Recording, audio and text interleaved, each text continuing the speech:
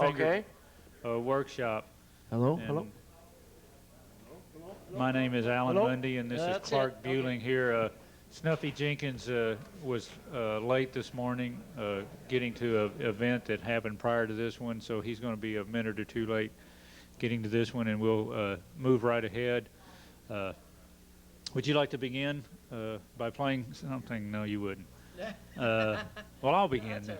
all right. Or if you're ready. What do you want to do? I want you to play first. What kind of thing would you like me to do? Well, I guess an example of your kind of music, buddy. Okay. And then we'll move on from there and then field any questions. And you can talk more about your music. Okay. This is I do the classic style banjo, which is the style of banjo that was very popular in the heyday of the banjo.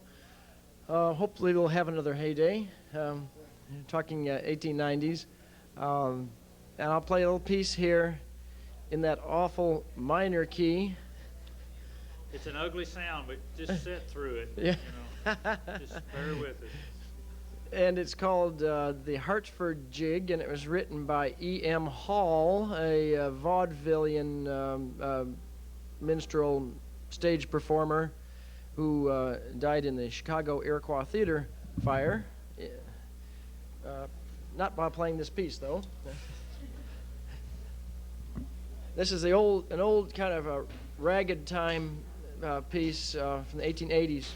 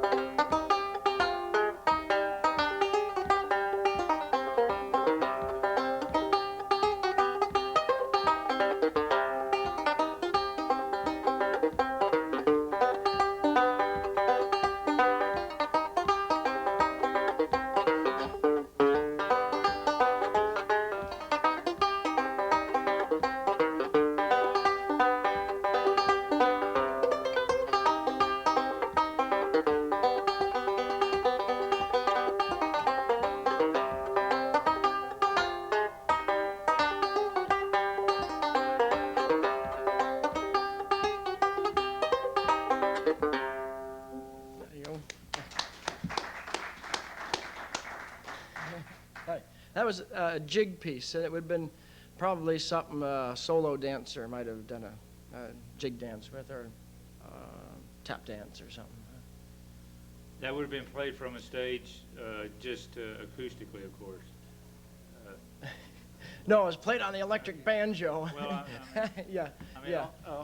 Soloist on the Right. stage, yeah. Audiences back then must have been much more attentive than they are nowadays. Or, I imagine the theaters are generally small too. Yeah. They probably didn't have so much hearing loss. Right. True. I think that's interesting that just the whole concept of concert sound has changed so much over the years. It always interests me to look at old pictures, and when I say old, I mean 1930s or 40s, or even in the early 50s. One of my favorite pictures of Jim and Jesse is they're performing on a school stage, and they do have a microphone, but they're standing, only one person is standing at the microphone. The other two are actually a fair distance away on either side. And if you follow the cord down the mic stand, it goes down to a very small amp that was sitting on a chair right here in the front. And that was the only sound amplification they had back then, and that audiences nowadays demand much more volume. Yeah. And there are systems in people's cars which are far superior to systems that they had for public performance not very many years ago.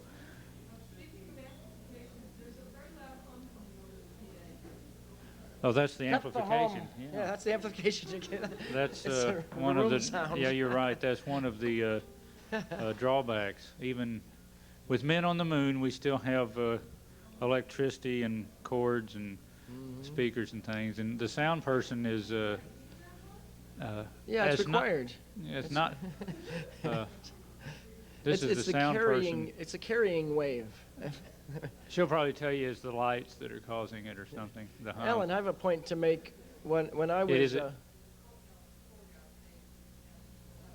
they haven't found which chord it is that's out of phase.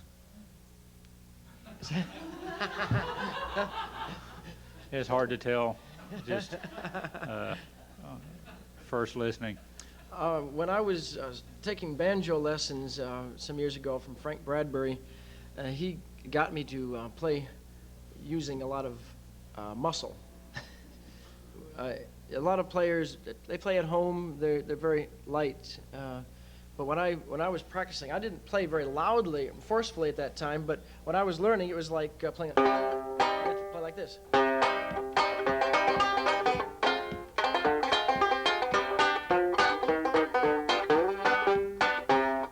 had to play with some muscle. That's it. You pretty much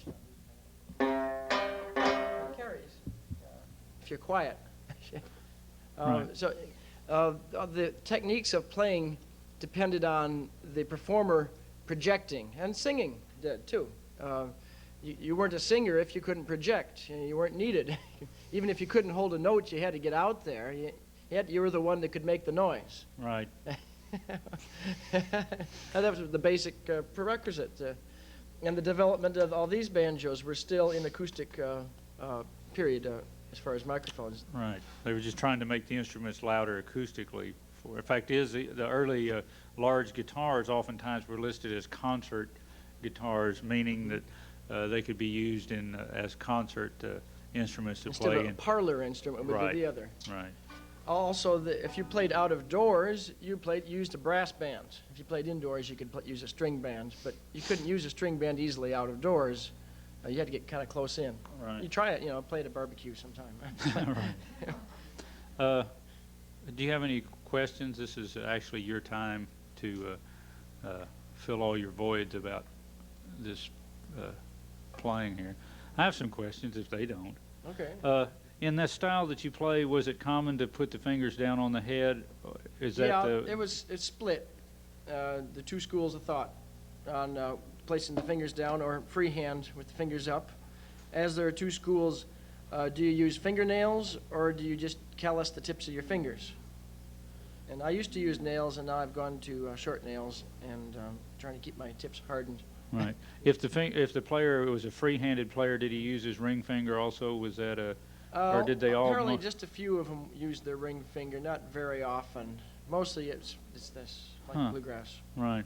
There are places you use it in passages. Well,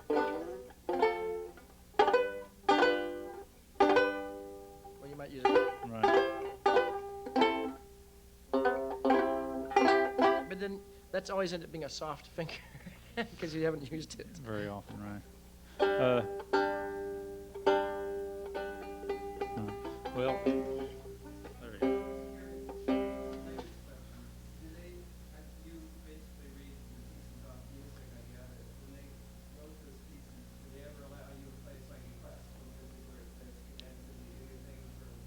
Yes, I learned from music. Yeah, there are sometimes cadenzas. I haven't learned any cadenzas, but there are basic cadenzas, and there are sometimes they're written in. It depends on the piece. Yeah, it's done. Yeah. Well, if it's given, then you have to sit down and learn it, and otherwise you learn a standard one or make one up. You all know what a cadenza is. Alan, you play a cadenza. I haven't picked one up in years, but they make a good instrument. They sure do. No. Cadenza is a few bars where the soloist just plays what he wants to. Go up high and come down, and it's an impressive show-off little part right in the middle there. Maybe a couple measures of just arpeggios or something. How available is this music? Is it difficult to come by? I've got it under lock and key. I see. It's that. It's still available in England at John L.V. Turner. It's mostly out of print in the United States since the 20s and 30s. But if you go to flea markets, Sometimes you can find a box of it, Huh. or maybe a scattered piece here and there. Through the American Banjo Fraternity, we have collectors. We have our own library. Otherwise, you have to make your own arrangements. There's an instruction book for classic style. It was by Frank Bradbury. It's in 2 volumes. Some of you may have picked it up when you were learning and never used it because none of the songs were country songs. Yes. Well, I asked you yesterday about Harry C. Brown. Mm-hmm. I have some recordings of his playing. Mm-hmm. They're really exciting, and Mhm. I want to learn to play that stuff. Mm-hmm. So where do I get some? You told me that his playing wasn't exactly true to sheet music. Did he learn to play from sheet music, or did he play out of his head and then somebody wrote sheet music to it? What's the story about that? I don't think anyone wrote it down. What's the deal here? What's the deal? Harry C. Brown used to sing in blackface and played the banjo, and he generally recorded with a brass orchestra in the background and with quartet male voices. All I said was he didn't play in the publication I have, and I think he used his own arrangements, and he used some of the standard jigs in between verses or at the end of the piece that were normally played with that piece. I don't know if he wrote his down. He did read. I don't know if someone wrote out the orchestrations, maybe the conductor or the official arranger of the session arranger. I'd like to have some of those arrangements. So if I want to learn that stuff, then would it behoove me to just study classical banjo a little bit enough to get a feel for it? To get it by, and then get it by ear. Yeah, Okay, thanks. yeah, that would be the way to go about it. Okay, thank you. Yeah. Good question, which you can all relate to. Yeah. Yes. Alan, can you see any relation between classic style and not necessarily your particular style of bluegrass, but are any bluegrass three-finger style stimulating licks with a classical player? Well, this is I've got a recording of Mr. Ball playing classical banjo, and I enjoy it very much. But this is really the first time I've ever seen anybody play in this style, and that's why I asked about putting the fingers down, because it looks just like a bluegrass hand position as far as the right hand. Yeah, well, it does, it ties into it at an earlier point. In other words, when people started playing three-finger country music, there was already influence from the classic players, the stage players. In the old instruction books list some of the same tunes that you find in country tradition. That's some of the simpler ones for beginning pieces like Green Corn.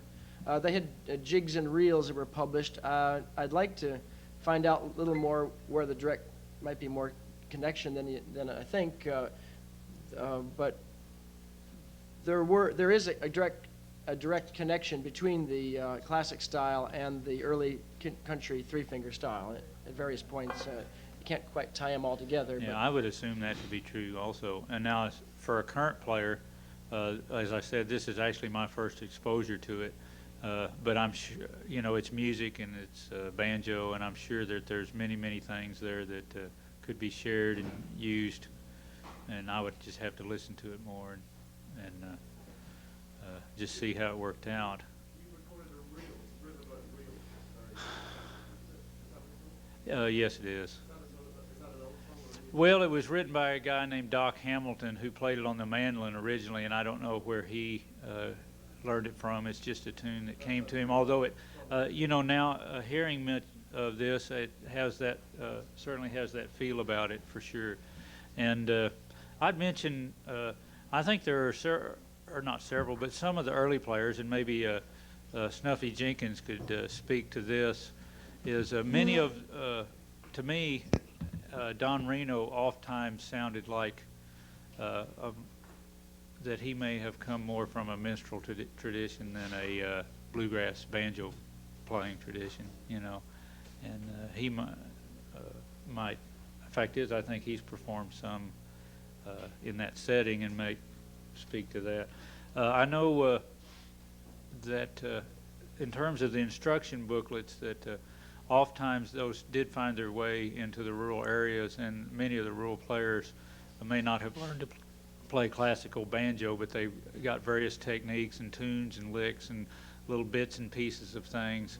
And the instruction books would certainly pick up on little bits and pieces of traditional music to use, because it was basically very simple, and it may have been common among just a common tune, and they would pick up on that. So I think there was much exchange between, not only on the banjo, but on the violin. I think a lot of country music melodies and things possibly came from bits of Mozart or whatever might have been in an instruction book at the turn of the century or in England and brought over, and somebody remembered a little catch of an exercise they did and made it into a dance tune or something. So exactly, I'm always surprised at how much exchange there was. They always talk about how isolated things were, but it's always surprising. They press that issue so much that it always surprises me how much exchange there actually was. And much of early country music, which they may speak on, was actually Tin Pan Alley songs, that made their way into these places and were picked up and maybe even collected at a later date as a folk song. Yeah, sure. They were just like anybody else. They wanted to be popular. Well, actually, they used to play with the Boston Philharmonic. Is that him? All right. Would you like to introduce yourselves? And Snuffy, move up to the mic here, please, sir. Let me move the mic up to me. Now, talk right in there. You got it? I ain't got nothing to say. Yeah, you have. No. This is Snuffy DeWitt Jenkins. And to get it over with, they want to know where you got the name Snuffy. And so tell them to start with right now. Well, when I first started in the big time, I was making it like I was going to fight on the stage and wipe my nose. That's it. That's all there was to it. And the fella saw me and said I'd changed my name from DeWitt to Snuffy. So down there in Columbia, South Carolina, very few people know me by my first name. And that suits me fine, because it's too hard to say anyhow. His name is DeWitt Jenkins. DeWitt. That's all. I've been called half-wit, wit, and D, and wormy, and everything else. Used to chew tobacco for the while? Yeah, they put me to chewing tobacco when I was 5 years old, and thought I had worms. I never did get over them, so I'm still chewing. No, I quit chewing and smoking and dipping and everything else, and went to eating dirt. Snuff and I'm Pappy Sherrill. We both hail originally from North Carolina, the hills of North Carolina. We've been knowing each other since 1933. We've been playing together almost constantly, regularly for over 50 years. And ain't nothing I wouldn't do for him. And since I know him so long, he kind of come to be like a brother. Ain't nothing I wouldn't do for him, so that's what we do, nothing. But we've been playing together when it was hard going, when the times were hard, and when they played 15 and 25 cent admission to see us. And we had a group called the Hired Hands. The man who used to manage our group was Byron Parker. He brought Charlie and Bill Monroe to the Carolinas way back in the 30s. And when he left Charlie and Bill Monroe, Byron organized a group with J.E. Maynor, and they would call themselves the Hillbillies. And then after that, Snuffy's brother at the time was playing fiddle after J.E. left for a short time. They got me in 1939. Early part of 39. So it's been that ever since here in the two. We the only two left of the old ones. But we came along playing when playing was hard, and we traveled a lot of miles in a car, 5 of us in the car, and only taking in 15, 25 cent admission, taking in sometimes 20. The Hired Hands, and